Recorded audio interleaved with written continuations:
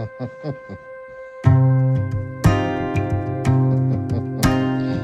at you, baby. Did you see that smile? Yeah, baby likes that. Yeah, baby likes that. She loves them balloons.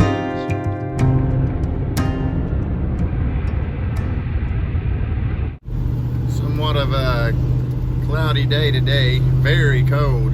We even got some snow this morning. So, yeah. Yeah, there was some snow this morning. So, very cold. It feels like winter now. I'm guessing it's in the 40s right now here. I'm not positive. But we got the heat going in here and got a jacket on. He's got his jacket on. And so we're heading out to do another load. I've got 2 people waiting on wood right now, or that are ready for wood right now. So the plan is to get a load, at least 1 done today. We may just do 2. We may do 2 big loads today. But we're on our way out there now, and as I said, it definitely feels like winter. I've got this jacket on right now, but once I get out there and start hand splitting, I'll probably take it off. But I was surprised. This is the coldest day yet during the day like this that I've felt here yet in Kentucky. There's his cabin. It's a nice cabin.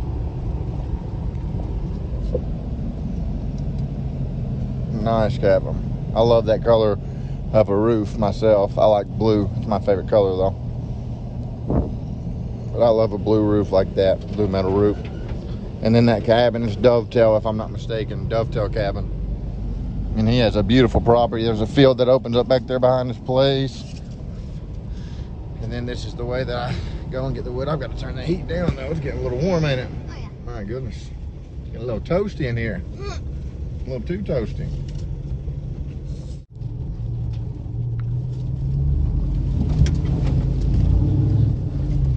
You know, I was watching some of Buck and Billy Ray's odor videos the other day.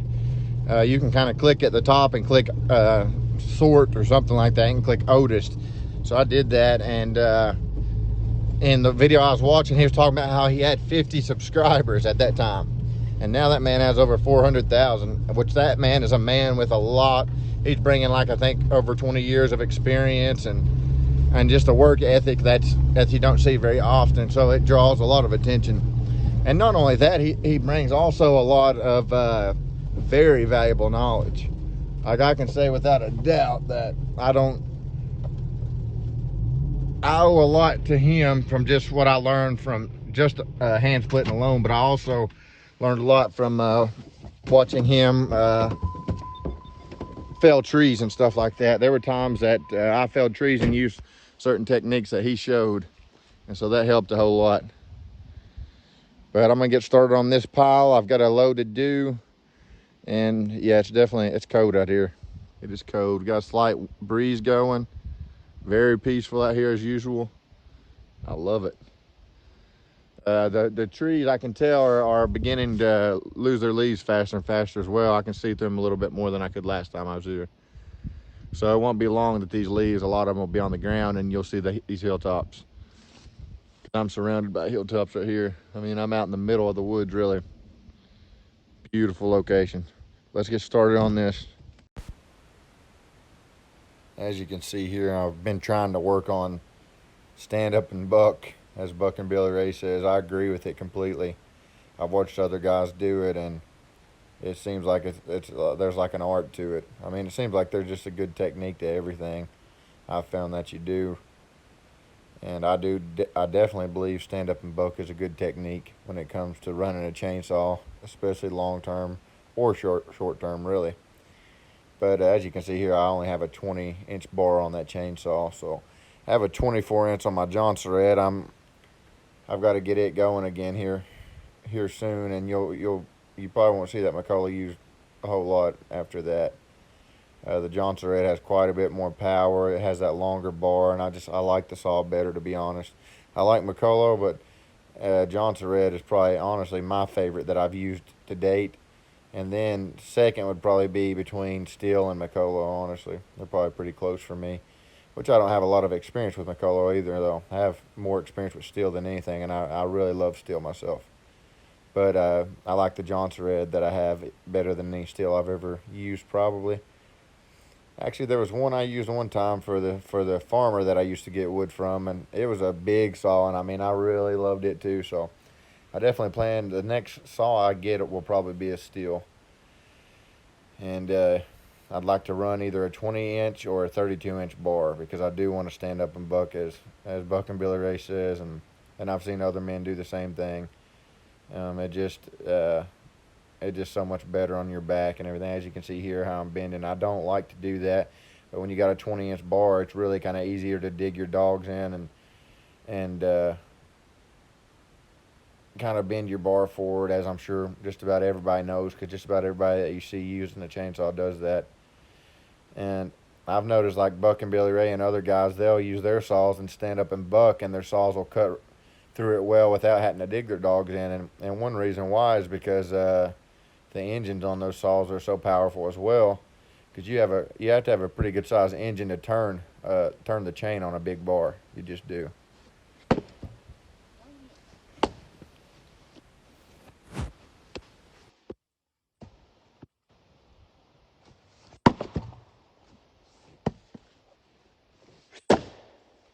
I had a guy the other day. He was on a different site, Reddit or something. He was making the argument that you lost a lot of power. You lost a lot of power if you didn't use a chopping block. He was saying that where he lived, the ground was so soft. And I could see that, I guess, if the ground is that soft. But I've never come across really any ground that soft, other than if it's like a puddle or something that I'm going to put it in around here, to where I feel like I'm losing more power not using a chopping block than I am using a chopping block. Because with the chopping block, you're losing so much momentum. And I've watched a lot of guys split, and their swing piece right there.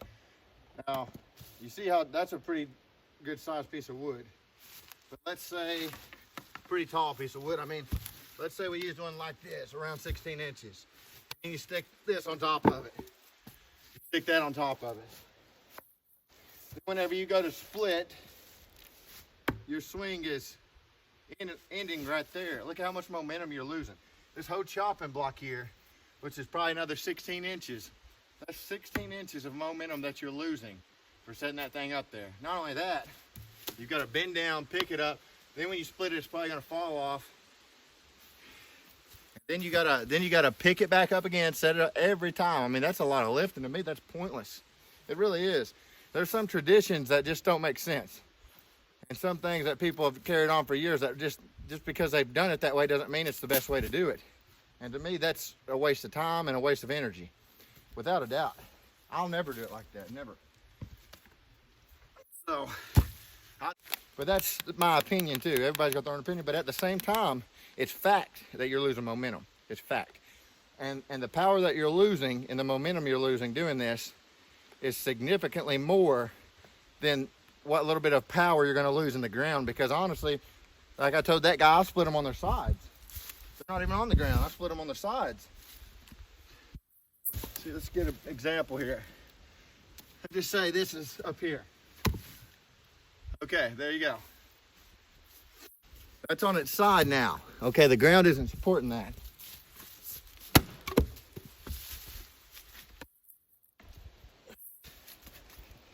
One hit, which of course this is poplar, so it's easier. Oak, I do the same way. Look at that. It's split for the most part. Now the ground has nothing to do with that. That's on its side.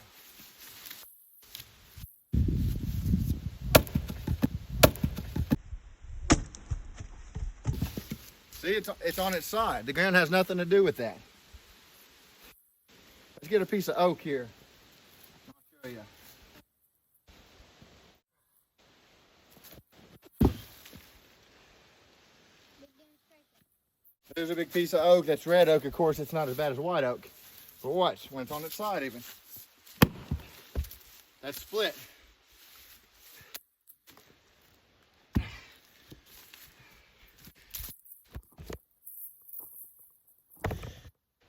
Split pretty much down the middle. as you can see.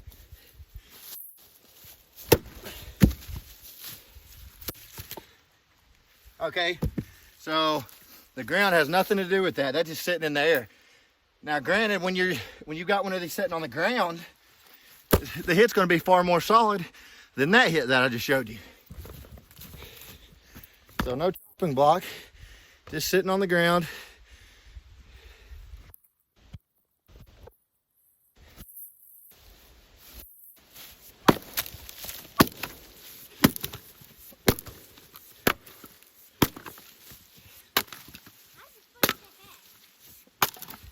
And the guy was trying to say that, because he seen one of my videos, he said, well, that's not, I didn't see any knotted hardwoods there.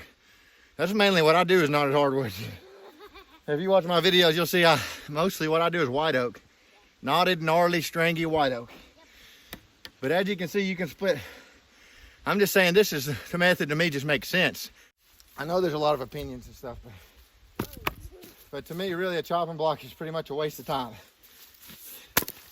One of the main things is it helps your axe head, a chopping block. Other than that, I don't see much of a point in a chopping block myself. I don't. Okay.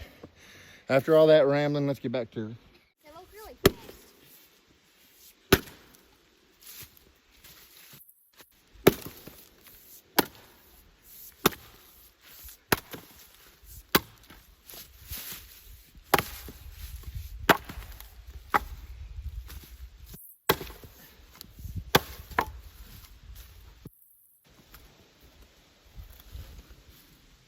That's probably what dulled my saw right there. I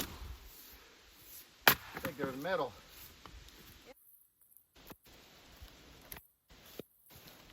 I think that's what dulled my saw right there.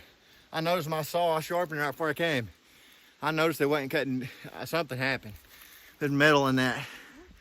Somewhere I believe there's metal. See how dark that is where it got so hot? That piece of wood had metal in it, looks like.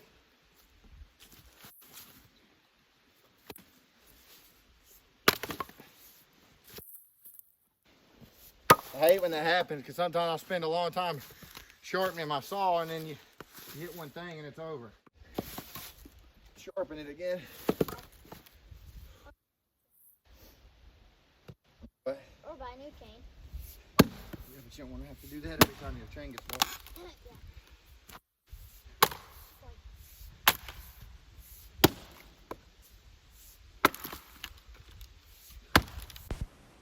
That is just my opinion on hand splitting. I hand split for production, honestly. I try to do a lot of wood in a short amount of time. And in order to do that, I like to do things that save energy and time. And honestly, a chopping block, as I said, to me is nearly a waste of time, honestly. Unless you're on very rough ground or something like that, then I can see the point. Me on the ground that I'm on, like even if it sinks when I hit it like an inch or half an inch, which it doesn't, but even if it does, it's still more power than you're going to get because of the extra momentum than you're going to get from using a chopping block and losing all of that momentum, in my opinion. But I see that there's a lot of opinions, and I'm not trying to be Mr. Right or anything like that, but in the end, not all of the opinions are right. I mean, there's opinions and then there's truth, and something about opinions is they don't shake the truth one little bit.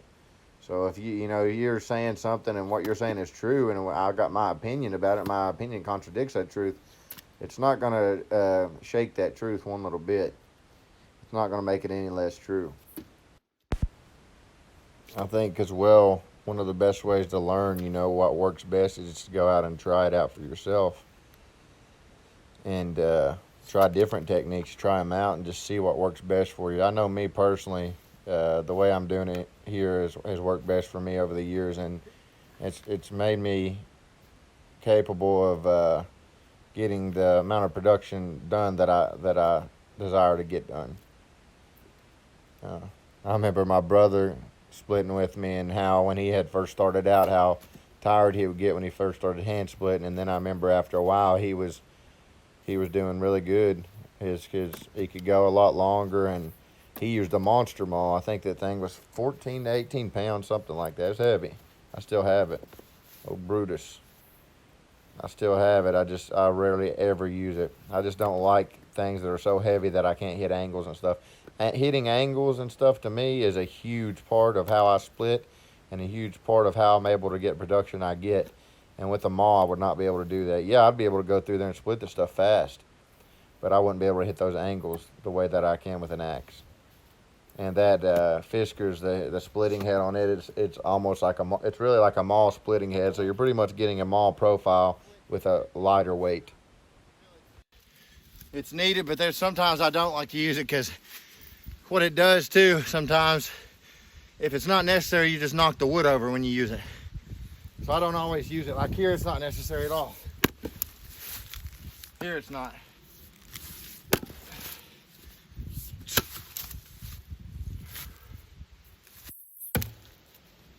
Odd in this one.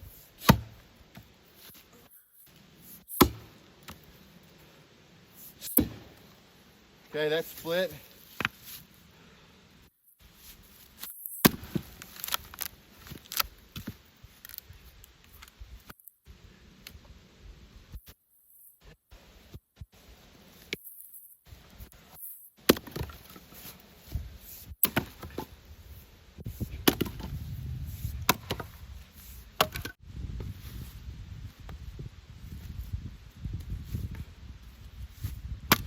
The flick right there.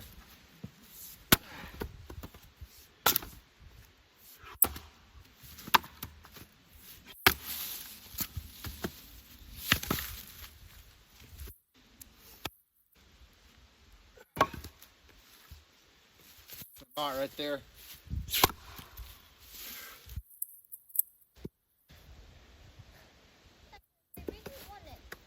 Uh-huh.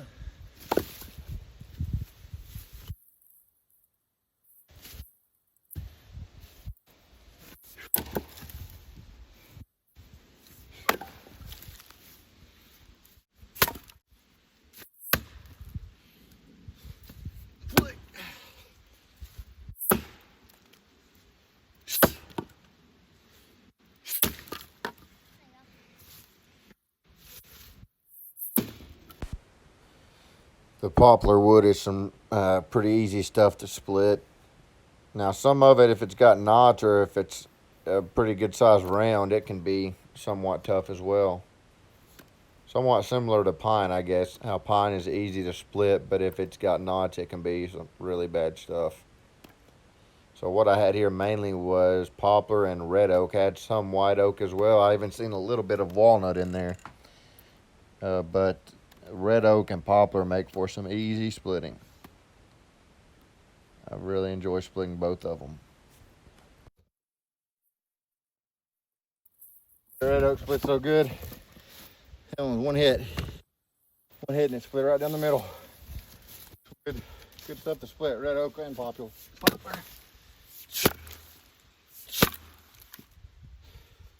There'd be an example where you need to use a flick.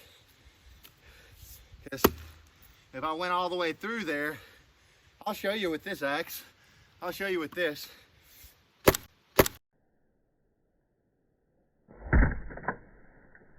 Right there, I hit it. See? This axe, it doesn't hurt. But see how I went all the way through this wood? I split that, and when I did, it kept going down and it hit right there. Hit right here on the handle. Now, if that was a wooden axe, you would have busted it probably. Yeah. So that's where the flick comes in handy. Now watch here, I'll split that. Same thing would happen if I didn't use a flick. See?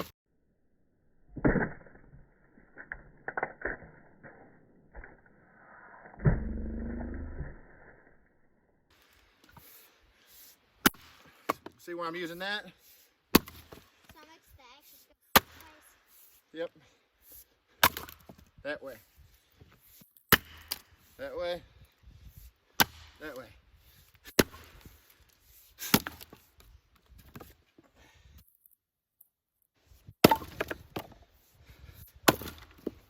If you're an amateur with an axe, and a beginner, we'll say beginner, get a Fiskars. Go to Lowe's. I think these are around $60 or so, $60, $70. It's well worth it. Get one of these. Don't go get a wooden handle and smash it up and then be stuck without an axe if you don't have one. I mean, get one of these and you're good to go for years. Promise you. Unless something's wrong with it or something, you get one similar to mine, it should last you for many years.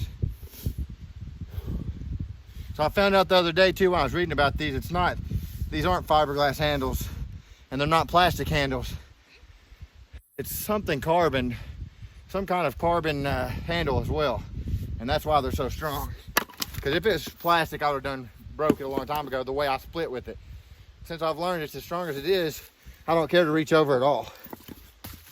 And it does help your speed when you can reach over like that without having to, but I mean, if you use the flick, I guess it would be around the same.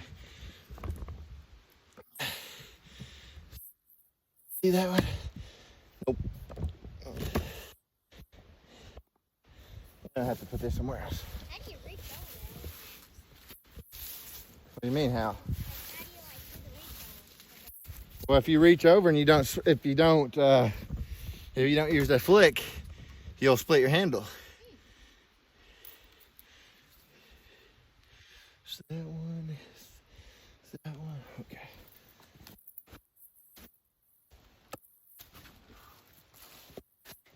Hey, the jacket.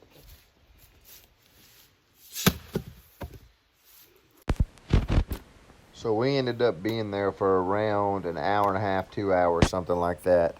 And in that time, I was able to buck, split, and load. He helped me load. Buck, split, and load around 2 face cords. And the man that I delivered to in Lexington, he was a very friendly man. First time I've ever delivered to him. You'll see this later on, but the delivery ended up taking a lot longer than it could have. I chose to do it the way that I did. When I got there to his place, I didn't record this part, but he told me to just go ahead and back on up to the driveway that I was in through the garage door. And he said, yeah, I'll just have you throw it all out here. He said, I've got to take it all around back. I've got to get help to do it. And he was telling me how his back was out and everything. And so I backed up to do that. And then as I got out, I looked over and I seen a wheelbarrow there. And I told him, I said, well, you've got a wheelbarrow there, don't you? And he said, yeah. And I said, well, do you want me to just take that back there where it needs to go? And I didn't know exactly how far it was. And he said, well, yeah, that would be great if you could do that. He said, that would help me out a whole lot. And so he took me down this path and that led around to his backyard. And then he had made like a little makeshift ramp out of a couple pieces of wood. So it was a decent ways from my truck. But the one thing that helped a whole lot was the wheelbarrow he had. It had 2 tires on it, so it was able to balance a lot easier and hold a lot more weight as well. And it was pretty deep, so you could fit quite a bit of wood in it. So anyways, I ended up taking all of that by wheelbarrow back to his backyard, and then he told me I could just dump it beside the rack, but I just went ahead and stacked it on the rack. I feel like doing things like that pays off, and you know what? Sure enough, it did for me. He said, well, since you're going to take it back there, because at the beginning when I first got there, he said, let me burn this wood, and I'll let you know if I want some more. And I said, okay. You know, he's never bought from me before, so he doesn't know if it's really seasoned or not, or whatever. So I understand that. As you can tell here by the bark flying off of it, it's seasoned wood. But anyways, I said, okay, you know. But after I told him that I would take it back there and stack it, he said, well, since you're going to do that, I'm going to get another load from you. And so that worked out great. Another thing that worked out great, while the GPS led me to pretty much right to his driveway. And I was a driveway before him, but there was a curve ahead of me, so I couldn't see his place. So I just kind of pulled over on the side of the road there because I'm not real familiar with that city. It's a big city. And as I was sitting there, a car was coming around me, and I kind of waved him around. And I was looking at my phone trying to call him, and I looked over, and it was a man and a woman, maybe in their early 50s, and they were kind of motioning to me to roll my window down. So I did, and they said, we're needing a load of firewood too. And I said, okay, okay, yeah, that'd be great. And they said, where do you deliver from? And, I explained it to them and everything. And they gave me their number, and he told me his name, or she told me his name. And then I told them that I would get in touch with them this week, and they said, that sounds great. And they drove off. So while I was there, I picked up another delivery. So it works out great. Not well, actually, two deliveries according to him. I picked up another one from him, and then I picked up that one as well.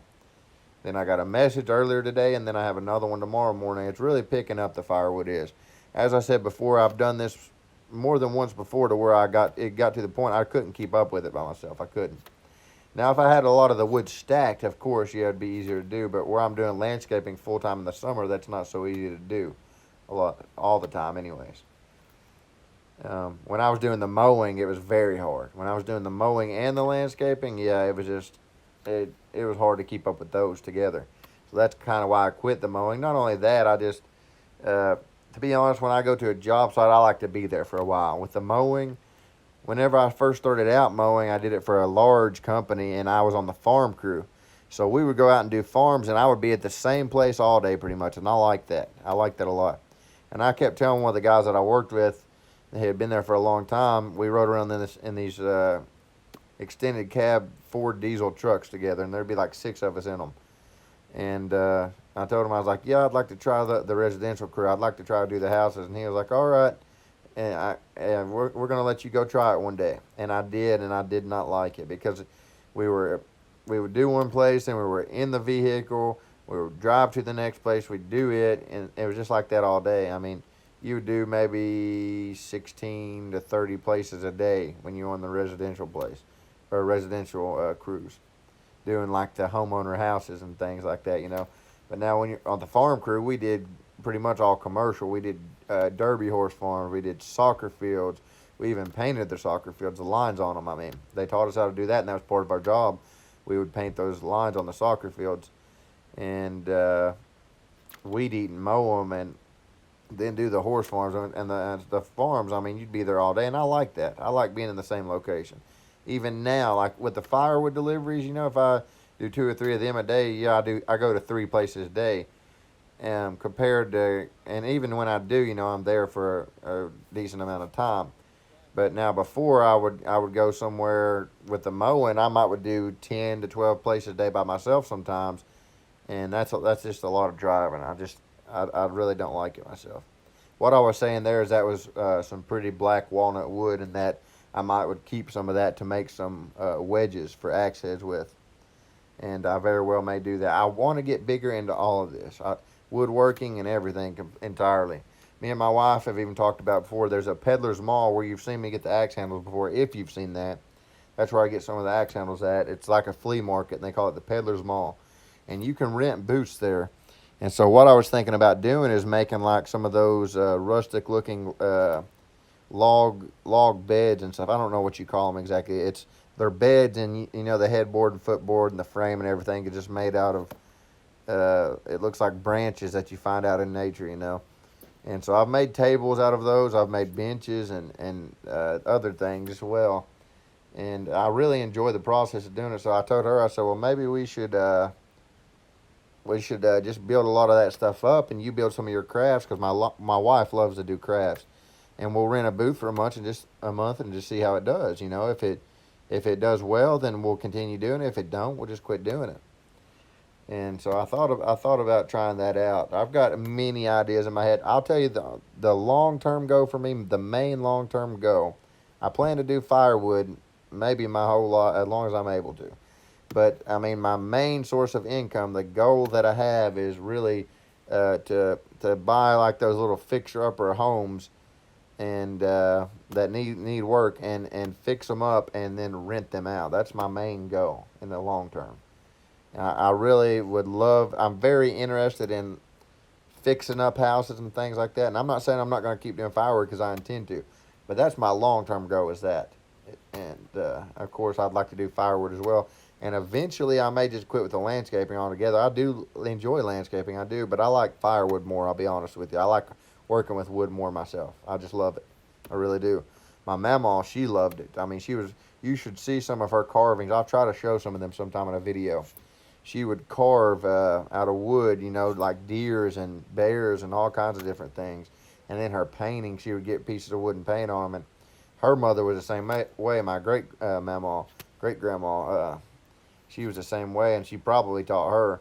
But I mean, they were so good at carving and stuff like that, and she would build birdhouse and stuff like that, and sell them. And I mean, she had a very good skill for it. She really did. And so I'm not saying that's hereditary, but it may be somewhat in the blood, you know, because I really love working with wood in lots of different ways. I love learning about wood. I love learning about trees. I'm very interested in the different names, the different qualities that they have, how well they burn, how what they're useful for. Like sycamore, it's useful for a butcher block, you know.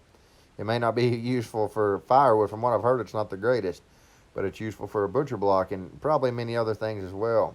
Oak, of course, we know that's a great firewood, and many other things that we know, woods that we know about are great firewood. Some are good, like as far as like for axe handles. Hickory is great for that. So I love learning all of that stuff. I really do. It's just very interesting. I'm sure there's some woods that are probably very good for wedges. You know, I'd like to learn about that as well, and stuff. But so it's just very interesting working with wood. So that's my long-term goal, really, is to get more into the wood thing. And eventually, if I'm able to do that and it takes off, and I am able to grow my YouTube channel the way I'm not saying I'm going to be huge by no means or anything like that, but I do want to grow it. And then I honestly, I'll probably do the wood full time through the summer and everything, and I'll do it on a bigger scale. I plan to get a tractor with a front loader. That was something I planned to get anyways, and so that'll help a whole lot. And I may eventually have wood delivered to my home, and then get me a dump truck or a dump insert. Really, I need a dump truck because my truck's a half ton and really just not built for hauling that much wood.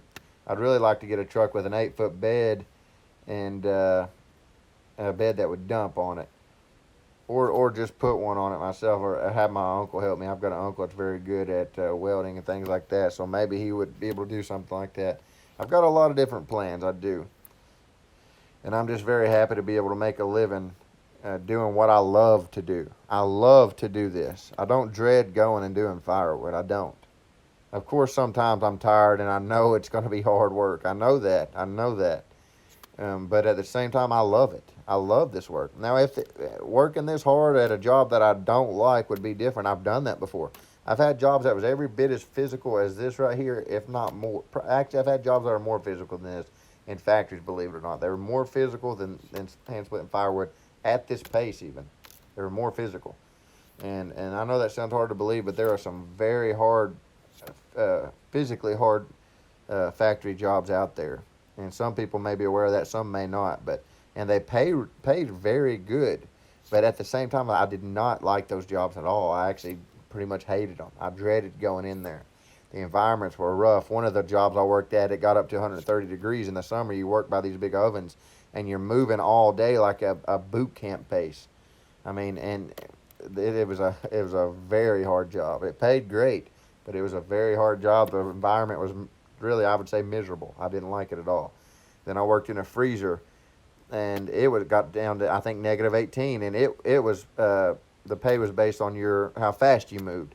I was a picker is what I was called, and so I moved fast, and the faster I moved, the more I made. So I ran in there pretty much, and I would sweat in that freezer literally. I didn't wear anything hardly except for a little bitty jacket. I wore no gloves. And at the time, I didn't realize that was a big deal. And then everybody there started kind of telling me, "Where's your gloves? Where's your gloves? Why are you're going to get frostbite in here?" Even a supervisor came up one day and he told me he was worried I was going to get frostbite. And I just told him, I said, I don't really like gloves a whole lot. I still to this day don't like gloves. I hardly ever wear gloves. And I ended up getting the name while I was there, No Gloves. Like everybody there called me No Gloves after a while, because I was the only guy, I guess, there that worked in the freezer that didn't wear gloves. There was a lot of guys that wore 2 pairs, and as I said, I didn't realize how big of a deal that was until I had worked there for a while. But to this day, I don't like gloves very much. I see people looking at my hands sometimes when I go to the drive-thru at a fast food restaurant or something. Sometimes I think I kind of scare them because my hands, sometimes when I'm out working and stuff, I don't have time to get cleaned up as good as I'd like to. And not only that, my hands are just kind of rough, I guess, where I don't wear gloves, and I'm always handling stuff like firewood and things like that. And in the summer, I'm doing landscaping. So I'm, pulling up bushes or shoveling mulch or gravel or whatever I may be doing, hedge trimming, lots of different things. I get tired sometimes, real tired. I noticed I did it naturally on the chopping when I was felling the tree.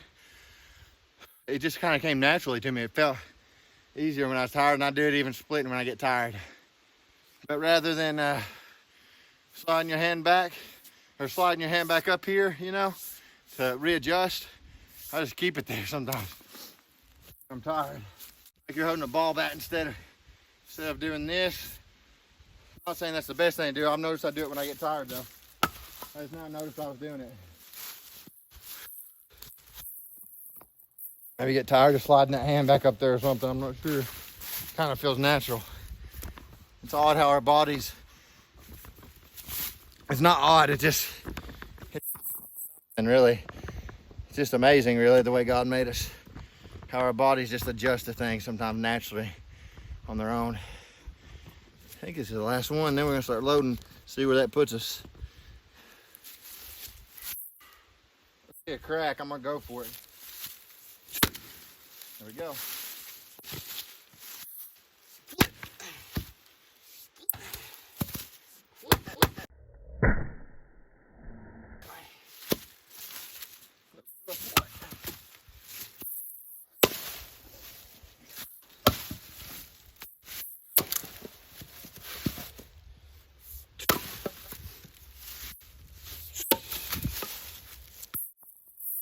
We came, we saw, and we split it. Or I did. Here's what he's done. Looks like one of them little things off Star Wars from when I was a little boy that I seen. What do you call them little furry creatures? Ewok or something? That's what it looks like. I got an Ewok watching me over there. Anyways, I'm gonna back up and get this loaded.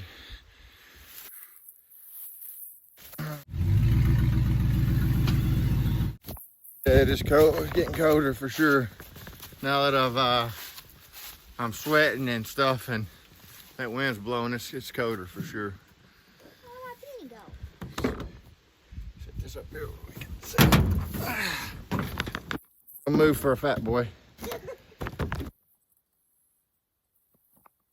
Hey, I've officially started my diet. While we're out in Lexington today, it's a bigger city, and we had come to a stoplight or something like that, and there was what looked like to be an older woman sitting there on the sidewalk with a blanket wrapped around her. And I told Carter, I said, "Did you see that woman?" And he said, "Yeah." And I said, "Do you see why I tell you that we need to be so thankful for what we have?" I said, "We have everything we need. We've got heat, we've got a home, we've got a roof over our head, we've got food, we've got work, we have vehicles. We have so much to be thankful for." I try to tell my family that a lot, like we need to be thankful for what we have. And I need to be more thankful even, which I'm very thankful. Don't get me wrong, I am. I'm very grateful for what I have. But there has been times before, and I've got onto my wife for it a bunch before, for complaining. And I've done it myself for certain things, and some of the things we complain over are such petty things compared to other people out there. So I try to be grateful and show it too. Not just say I'm grateful, but show it. And I thank God too. One of the first things I do when I pray usually is thank God for all that He's done for me before I ask for stuff. And when I ask, I don't ask for money or anything like that. I just ask for. There's been times before where I'm struggling where I've asked for help in things, but what I ask for is strength, for the day and everything, the obstacles that I know are going to come my way, and all of that. And He tells you to ask for those things. Somewhere in the Bible it says you have not because you ask not. He wants you to ask. He just wants you to ask for the right things. But we have so much to be thankful for, me and my family. We really do.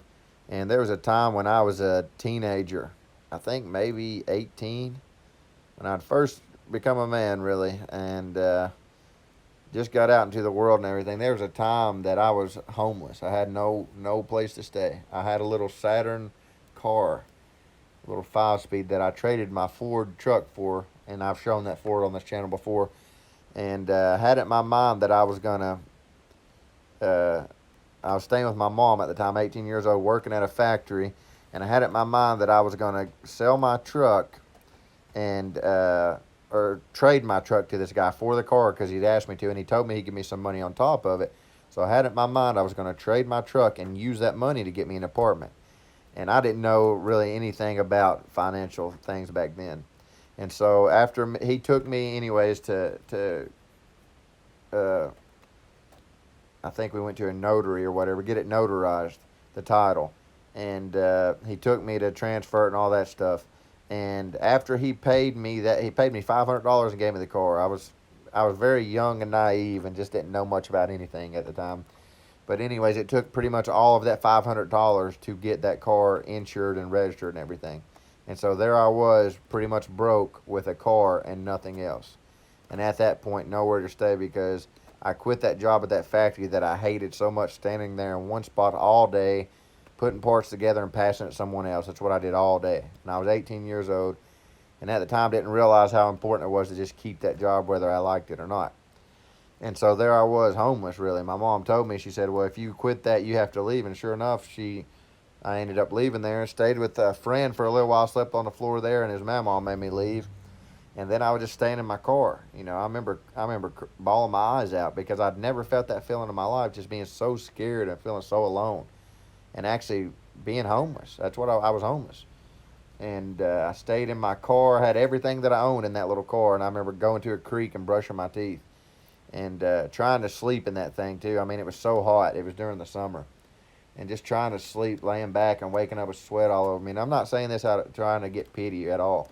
What I'm saying is, from that, I learned so much from those hard experiences. I learned how important it is to keep a job and how important it is to have an income so that you can keep yourself from that sort of life. And that's why I try to tell my kids a lot of time, and my wife, and even myself, I need to remind myself, we need to be so thankful. We need to not complain about the things that we don't have. We need to look at our life. Like I've told my wife before, I said, look at our children. Their health alone, you cannot put a price on how much that's worth. Because if I could have all the money in the world, I would give every bit of that to take a sickness away from my child if they were, very ill. I would give every bit of that to take that sickness away. Some of these parents that are suffering, with their kids having these horrible diseases and things, and or their family members, I'd give all the money in the world so to take that away. So we just need to look at how blessed we are. That's what it is. We're blessed. It ain't lucky. We're blessed. And we need to look at how blessed we are and just be thankful and show it. Not just say we're thankful, show it. And it's very easy to show you're thankful in the good times, but when the bad times come, when those trials come, can you show that you're thankful then? Because sometimes those trials are for our good. They are. You can read about that in the Bible. A lot of the times those trials are for our good. We may not realize it, but they're for our good. We can grow through those trials. That trial that I went through years ago, sleeping in my car, without a doubt, I believe it was for my good. I know of people who are my age and some that are even older who have never really went through those trials really that much, and they're just so they're not grateful for the things that they have. You can tell they're so used to getting and getting and getting. It's like that they don't appreciate what they have, and that's why I don't try to spoil my kids as far as getting them too much. Of course, I love to get my kids stuff, but I try to teach them to appreciate those things as well. I don't want to just give and give and give to where they're to the point to where they don't appreciate those things. I want them to appreciate it. Me and my wife, when we got our first house, it was so rough, but I was so thankful. I mean, we rented the house. We didn't buy it. I was so thankful to just have that place. And when I met my wife, I was I was coming out of a hole pretty much, climbing out of a hole. I'd got a DUI, I was an alcoholic, pretty much climbing out of a hole. I had a job, and I was fortunate enough to buy a Durango for $200 from a girl who was going to scrap it because her husband or boyfriend was in jail, so she was going to scrap it for $150. I told her I'd give her $200, and I borrowed that at the time from my mom to buy that Durango, and so then I had a vehicle. And with that, from that $200 Durango, I dug myself out of that hole. I ended up meeting my wife at that time, and that alone was motivation for me to start doing better. And so I had a job. I ended up working, and after a year, my wife was pregnant. After a year of us being together, we got married, and we had our kid, and now we have 4 kids, and I've just been motivated ever since. I mean, I've never had that kind of motivation in my life till I had my family. But our first place that we got, it was so rough. I remember it had holes in the floor and everything. I think we paid like $300 a month for rent. It was a rough little house, but I mean, we were both so happy to get the house. I remember we slept maybe for a couple nights on the floor, and then we ended up getting an air mattress and slept on that for a while. And then we had her mom gave a bed to us. And then I remember for a long time we had no furniture in the living room. And I remember, I think my mom, is who I think it was, gave us either a couch or a love seat. And I remember just standing there in the doorway of that living room and looking at that couch. And I think she gave us a recliner too, and just looking at that furniture and just appreciating it so much. It was just some things that a lot of people would take for granted. We had been so long without it. I remember looking at that and just appreciating it so much. I really did. I mean, and all it was furniture. And I think that's very important to appreciate the simple things in life, because a lot of things we take for granted. And I think a lot of people don't realize how blessed they are because they've never went through these hard times without these things. And that's why I say that these trials and tribulations, sometimes they can make you grow in a very good way. They can. And some people can go through them and maybe not grow at all. It really just depends on how you want to look at it and what it does to you personally. But for me personally, those experiences I have, they've made me appreciate things so much more in my life. I appreciate every day that I get to wake up and see my kids smiling and healthy and alive again. I appreciate everything. I appreciate every time I get somebody calling me and saying they want to buy a load of wood. I appreciate it. I appreciate the people on this channel that are commenting and saying positive things and taking the time out of their day to do that. You know, I appreciate that. It means a lot to me.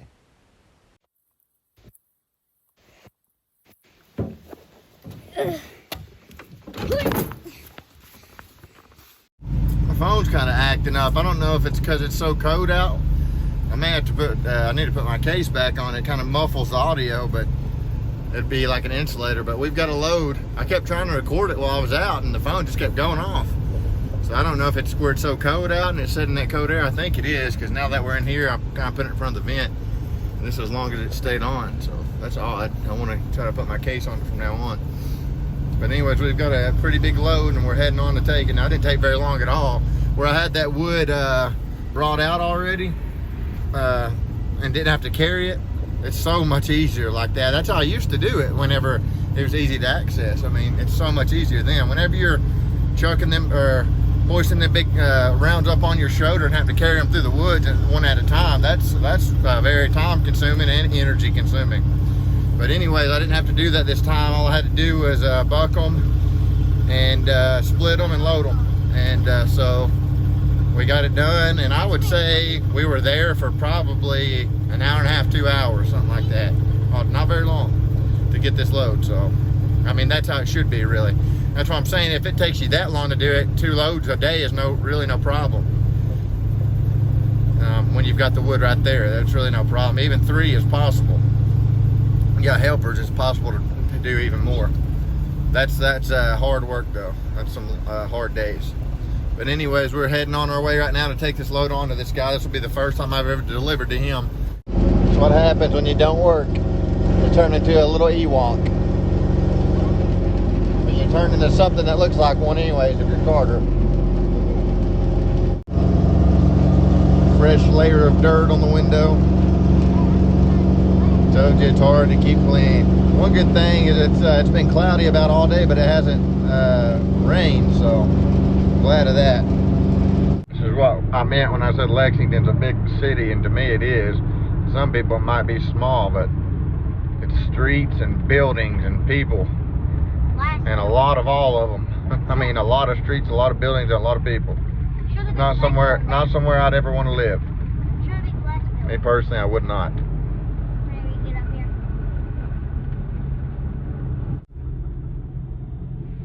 About that glass one? Yeah.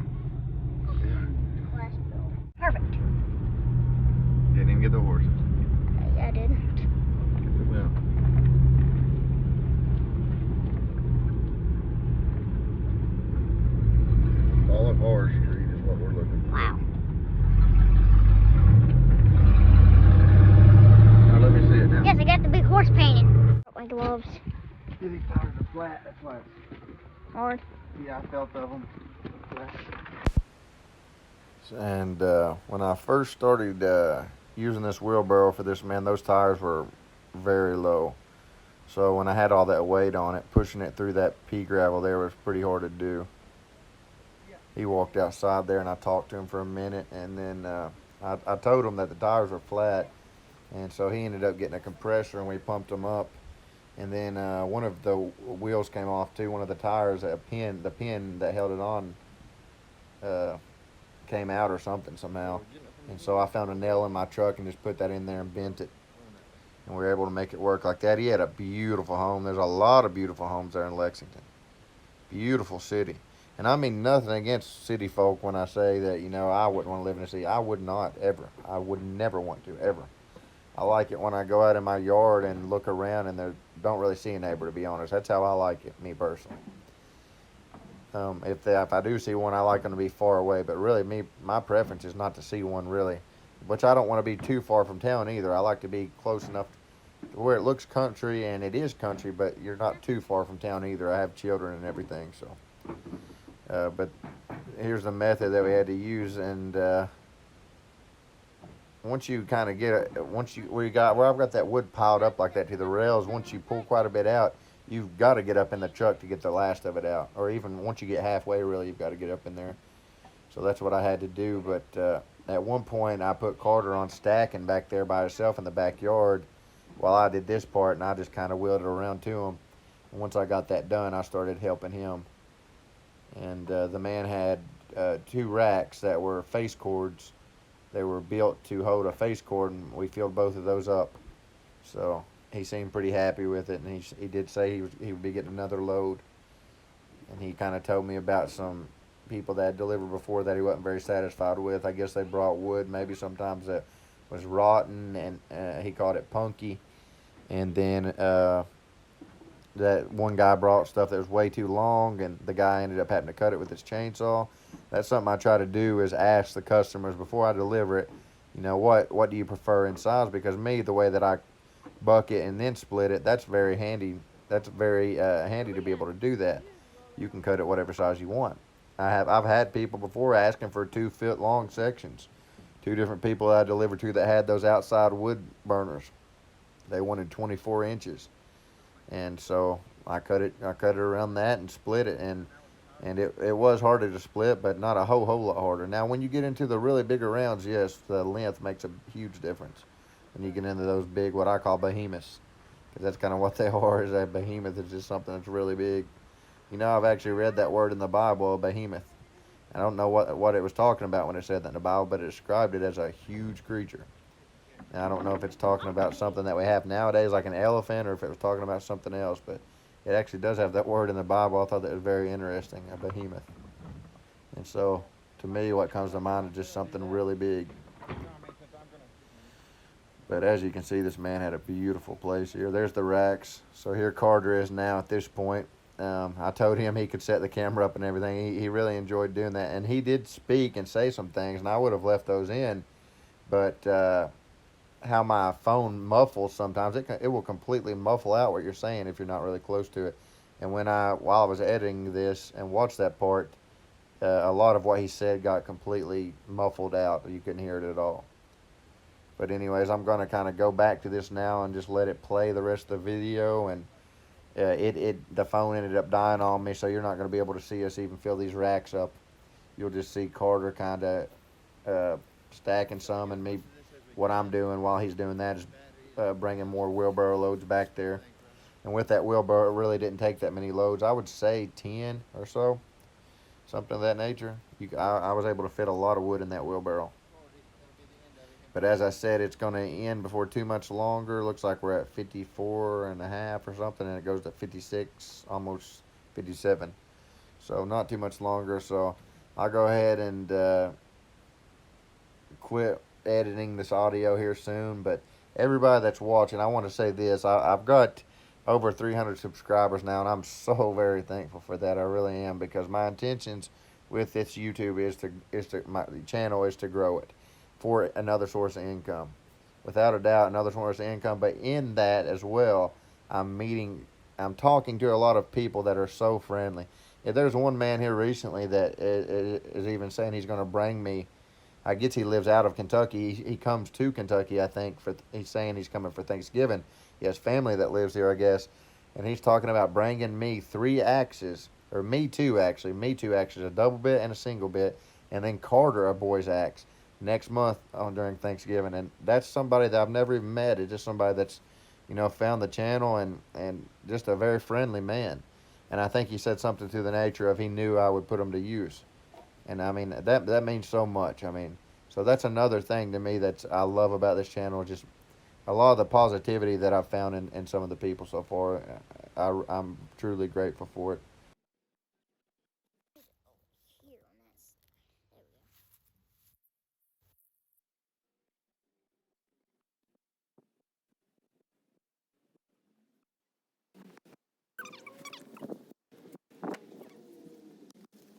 Let's buy some of our merchandise.